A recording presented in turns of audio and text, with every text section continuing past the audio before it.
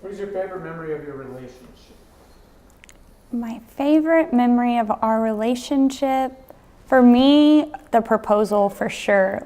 I just wanted you to know that you complete me, you make me happy. I love you because you love the Lord. I love you because I don't have to ask you to pray. I don't have to ask you to seek Him to pray over me every day. And I know that in the end, that as we continue to put the Lord first, that's what's going to keep us together. I know it's been a long time coming.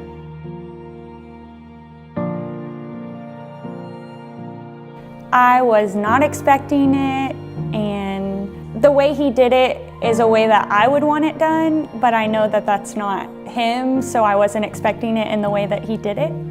We're really big on surprises. She's hard to surprise, and I'm being serious.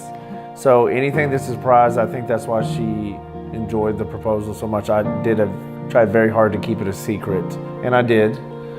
She wanted to kill me because I just kept prolonging the I already had the ring, already have everything, but I just kind of played it off like, yeah, I don't know yet. I'm still looking at ring. She was highly ticked at me. So that way it kind of set the stage for the proposal. Thank y'all for being here today. Andrea, can you come on up? Come on up, Andrea. Come on up.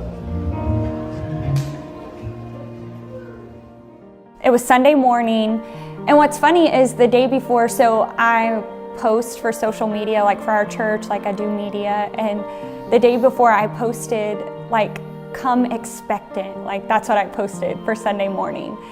And that Sunday I was taking up the offering, and I remember he looked at me and was like, sit down. And I was like, oh my gosh, he's gonna propose. Like I was for sure, I was like, oh my gosh, like it's about to happen. He just wanted to sing another song. Andrew, I love you with all my heart. And you make me the happiest the happiest man in the world.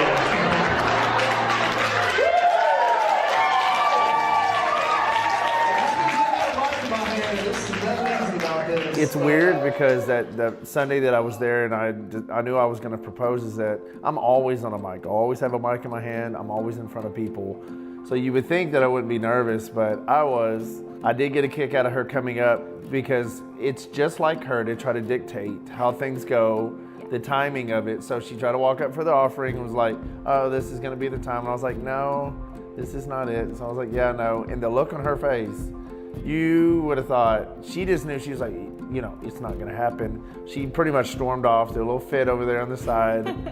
So I was like, oh well. So like she said, we came back up at the end and sang a song, and then I had everything ready. But it was a big surprise. My parents, nobody knew about it. I had it, and then I called her up and I knew she knew. I was so nervous, unfortunately, that I ended up saying, quote unquote, you make me the happiest woman in the world. And I didn't mean to say that, and all these phones were going, and I was like, so I still kick myself about that one to this day. You are the harbor set on my shore.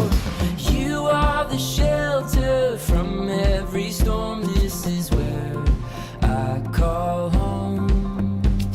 When I'm lost at sea in waters unknown, you are the current pulling me close. This is where I call home.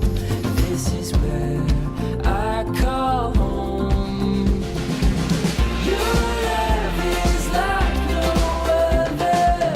Your love is where I feel alive, my safety and my shelter. Your love is my home. Your love has won me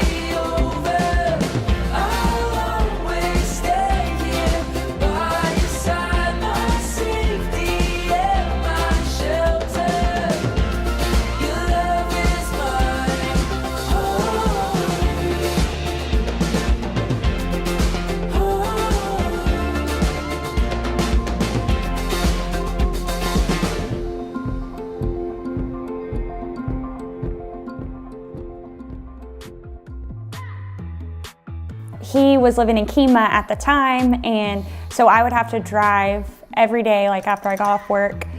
And I would typically pick us up food, but that day he was like, no, don't worry about picking up anything. So when I walked in, he was cooking, and I remember I sat on the kitchen counter and he was making mashed potatoes. I remember he fed me mashed potatoes while I was sitting on the counter. And I don't know if I just got butterflies or what, like when he fed me, I was just like, oh my gosh, like I want to marry this guy. Like.